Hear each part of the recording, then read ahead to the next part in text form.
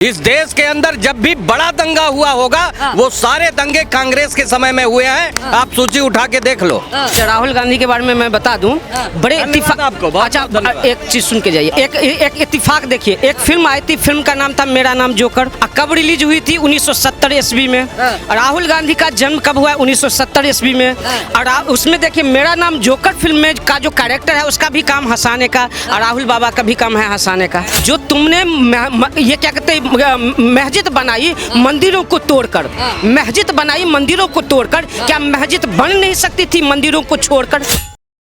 नमस्कार और स्वागत है आप सभी का। दोस्तों, मैं ध्रुव और आप देखना शुरू कर चुके हैं डेली न्यूज इंडिया। वैसे राजनीतिक माहौल हमेशा गर्म रहते हैं, क्योंकि सत्ता पक्ष अपने बातों को रखता है, अपने विचारों को रखता है, विपक्ष भी अपने बातों और विचारों को रखता है, साथ साथ में सत्ता पक्ष पर आरोप भी लगाते रहे। हाल ही में आपने देखा होगा 4 राज्यों में चुनाव हुए, जिनमें 2 सीटों पर जो है बीजेपी का जबरदस्त विजय हुआ। जम्मू कश्मीर और झारखंड में जो है विपक्षी पार्टियों के पास गई। लेकिन रिजल्ट आने के बाद चुनाव के रिजल्ट को ध्यान में रखते हुए विपक्ष का आरोप है कि बीजेपी चुनावी माहौल को गर्म करने के लिए इस समय सांप्रदायिक जो है माहौल बना रही है। कह रहे हैं हिंदू मुसलमान कर रहे हैं, मंदिर मस्जिद कर रहे हैं, कह रहे देश के युवाओं को जो है काम धंधा नहीं दिया जा रहा है, उनको जो है धार्मिक विषयों को जोड़कर कट्टर बनाया जा रहा है। इन्हीं सब चीजों को लेकर लोगों से बात करेंगे, क्योंकि हाल ही में आपने देखा है संभल में भी मंदिर मस्जिद को लेकर दंगा हुआ। कुछ टाइम पहले बहराइच में आपने देखा एक राम गोपाल मिश्रा जी को मार दिया गया। राम गोपाल मिश्रा को गोली मार दी गई, सिर्फ एक झंडे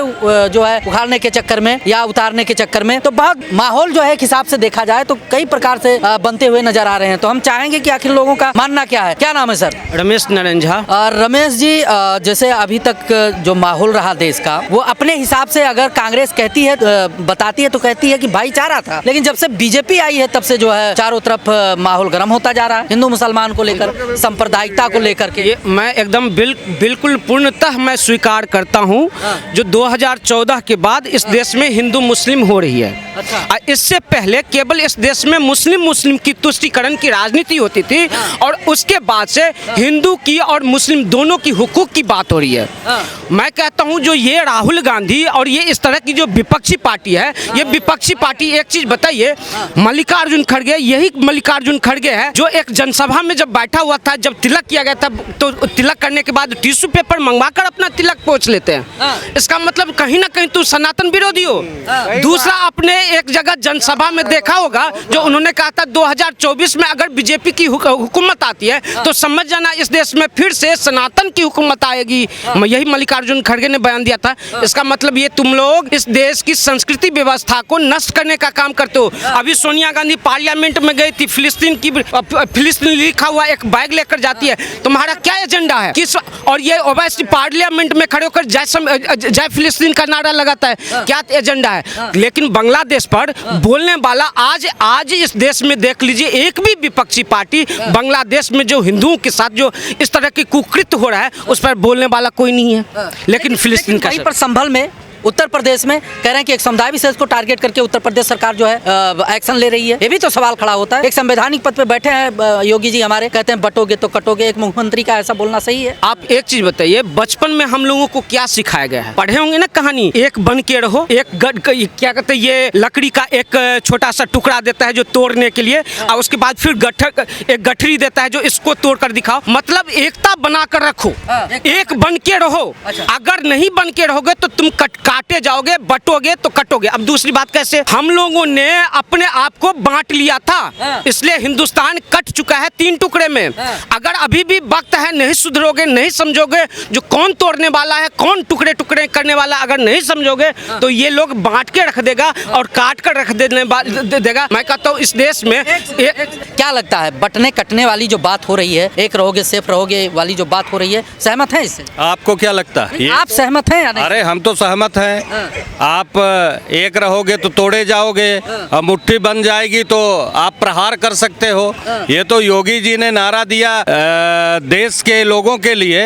ये तो केवल मोदी जी, योगी जी देश की जनता को जगा रहे हैं कि सो मत। आने वाले जनता को जगा रहे हैं, मतलब एक समुदाय विशेष को टारगेट करके और एक समुदाय के लोगों को जगा रहे हैं कि जागो। अरे बटोगे कटोगे का मतलब, देखिए हिंदुस्तान में रहने वाला व्यक्ति यदि पाकिस्तान की जय जयकार लगाएगा, बांग्लादेश देश की जय जयकार लगाएगा तो यही नारा दिया जाएगा और यही सही भी है। यही सही है, यही सही है और यही होगा। सांप्रदायिक माहौल खराब कर रहे हैं, सांप्रदायिकता को जोड़कर दंगा कराना चाहते हैं। काहे का सांप्रदायिक माहौल? बीजेपी दंगा कभी नहीं कराई।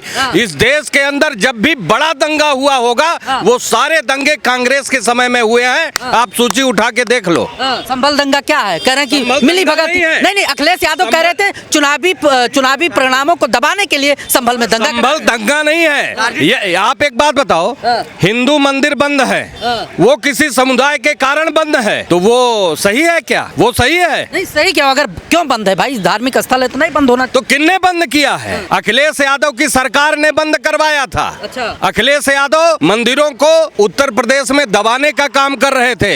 योगी जी जब से आए हिंदुत्व जाग उठा है, मंदिर हंसने लगा है। आप बनारस चले जाओ, उज्जैन चले जाओ, मध्य प्रदेश में, उत्तर प्रदेश में, कहीं भी आप चले जाओ, हिंदुओं का तीर्थ स्थल अब सुरक्षित है, सुसज्जित है और वो दर्शनीय हो गया है। अपना धर्म स्थल सुरक्षित करने के लिए दूसरे के धर्म स्थल में मंदिर खोजोगे? हर मस्जिद में मंदिर खोजा जाएगा। आप क्या बात कर रहे हो यार? हमने मंदिर में मस्जिद थोड़ी खोजी है, हम तो अपने मंदिर को सुरक्षित करने का काम कर रहे हैं। हमारे मंदिर को जो तोपा जा रहा है, हमारे ज्ञान वापी को आप क्या मानते हो? अभी भी खुदाई कर लो। अयोध्या को आप क्या मानते हो? भगवान रामलला 400 वर्ष तक इंतजार किए। ये तो मोदी जी की देन है कि आज भव्य रामलला विराजमान है। और अयोध्या घूम के आओ, मैं आपको सलाह दे रहा हूँ।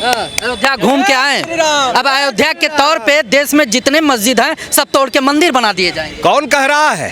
कौन कह रहा है? यही तो हो रहा है भाई। ये भारतीय जनता पार्टी हर मस्जिद में मंदिर खोजोगे तो मतलब क्या है? ये भारतीय जनता पार्टी है। सर्वे भवन्ति सुखिनः की भावना के साथ हम लोग काम करते हैं। देश को मोदी जी के समय में जो आर्थिक उन्नति, व्यवसाय के क्षेत्र में उन्नति, धार्मिक क्षेत्र में उन्नति, सबको, लेकिन किसी के धर्म को और किसी के लाश पे पैर रखकर ऊंचाइयों को छूने की इजाजत भारतीय जनता पार्टी में नहीं है। मोदी जी, योगी जी के समय में नहीं है। कह रहे हैं युवाओं के पास काम धंधा नहीं है, बेरोजगार हैं और उनको हिंदुत्व से जोड़कर कट्टर बनाया जा रहा है। कौन कह रहा है? आपने सुना होगा खड़गे जी कहे कि जो भगवा पहनने वाले होते हैं वो आतंकवादी होते जा रहे हैं।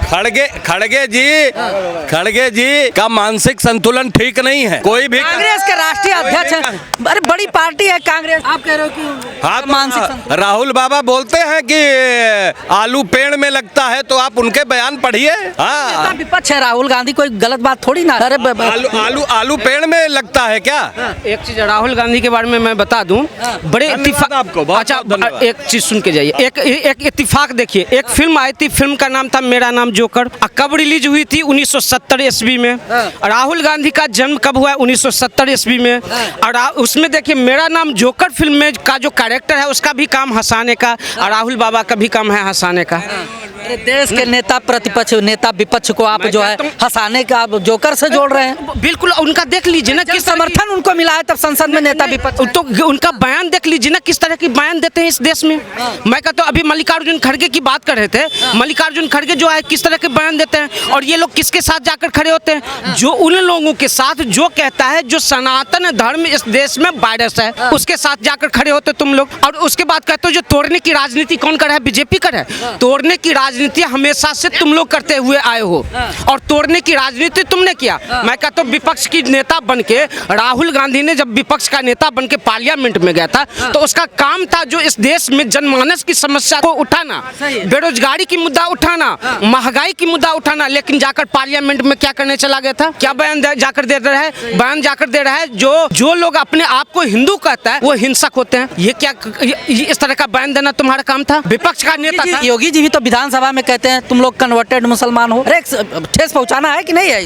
कौन ये बात जी कहते हैं? और ये क्या सच है या नहीं है? सच है नहीं है, लेकिन जो प्रेजेंट में है वो है जो है। लेकिन बात तो सच है ना, कन्वर्टेड है। मैं कहता हूँ इस देश में कन्वर्टेड है, जो जितने भी मुस्लिम है सब कन्वर्टेड है, और इस चीज को स्वीकार करो। मैं कहता हूँ एक चीज, जो तुमने ये क्या कहते हैं मस्जिद बनाई मंदिरों को तोड़कर, मस्जिद बनाई मंदिरों को तोड़कर, क्या मस्जिद बन नहीं सकती थी मंदिरों को छोड़कर सही कह बन नहीं सकती थी। लेकिन क्या मंशा रही मुगलों की, जो तुमने मंदिरों को तोड़ तोड़ कर वहाँ मस्जिद बनाया। तुम मुगल की इस देश में सल्तनत था, उसकी सत्ता थी, तो क्या उसे जगह नहीं था? आज भी इतनी पॉपुलेशन बढ़ गई, उस टाइम तो पूरी जगह खाली थी, कहीं जाकर मस्जिद बना लिया होता। लेकिन जाकर तुम्हें मथुरा में ही जाकर क्यों बनाना था? तुम्हें जाकर अयोध्या में ही क्यों बनाना है? तुम्हें जाकर क्या कहते काशी में ही क्यों बनाना है? क्योंकि जानते हैं हिंदू संस्कृति व्यवस्था के 3 स्तंभ, भगवान शिव, भगवान राम और भगवान कृष्ण, इन तीनों के साथ छेड़छाड़ करके और इस व्यवस्था को, इस संस्कृति व्यवस्था को नष्ट करने का एक साजिश था। और उस साजिश को समझिए, आज जो वर्शिप एक्ट को की दुहाई दे रहा है, मैं एक चीज वर्शिप एक्ट के बारे में मैं बता दूं। वर्शिप एक्ट में ये चीज कहा गया है, जो 1947 के बाद जो जैसा है वैसा ही रहेगा उसी स्थिति में। लेकिन एक पॉइंट और है, जिस पॉइंट पे लोग ध्यान नहीं दे रहा है, वो पॉइंट है लेकिन उसकी चरित्र को, जो पहले जैसा है वैसा ही रहेगा, लेकिन उसकी चरित्र की हम खोज कर सकते हैं। वो आखिर मंदिर था या मस्जिद था, ये हम इस चीज की खोज, हम इस चीज की सर्वे हम कर सकते हैं। एसआई के पास जो है मतलब एसआई के संरक्षण में वो अपने हिसाब से जोड़ बना सकता है, ये है इसमें। नहीं, वर्शिप एक्ट की बात मैं कर रहा हूँ। वर्शिप एक्ट में ही ये चीज प्रावधान है, जो उसकी किसी भी ढांचा की जो चरित्र है, उस चरित्र की हम जांच कर सकते हैं। दूसरी बात बताइए, वर्शिप एक्ट तो इस देश में तुमने बना दिया, उसके बाद वक्फ बोर्ड बना दिया। वक्फ बोर्ड का कानून क्या कहता है बताइए ना। पर दावा ठोक दिया जाए, वो जमीन है और उसमें तुम्हें सबूत नहीं चाहिए, उसका सबूत नहीं, सबूत चाहिए किससे? तो जो साबित उसको करना है जिसका आज से पहले जिसकी वो संपत्ति थी, उसका काम है साबित करना। और यहाँ वर्शिप एक्ट में तुम क्या कहते हो, जो जैसा है वैसा ही रहेगा, और इसमें तुम्हें सबूत अगर तुम्हारे पास है भी, और अगर ये जांच करना भी है इसकी कहाँ क्या व्यवस्था है, क्या कैसे तोड़ कर बनाया गया, इसकी भी जांच नहीं करने दूंगा। तो इस देश में इस तरह की दुगले कानून अब नहीं रहना चाहिए। चाहे वर्शिप एक्ट में सुधार करो और वक्फ बोर्ड कानून खत्म करो इस देश में। चलिए, बहुत बहुत धन्यवाद।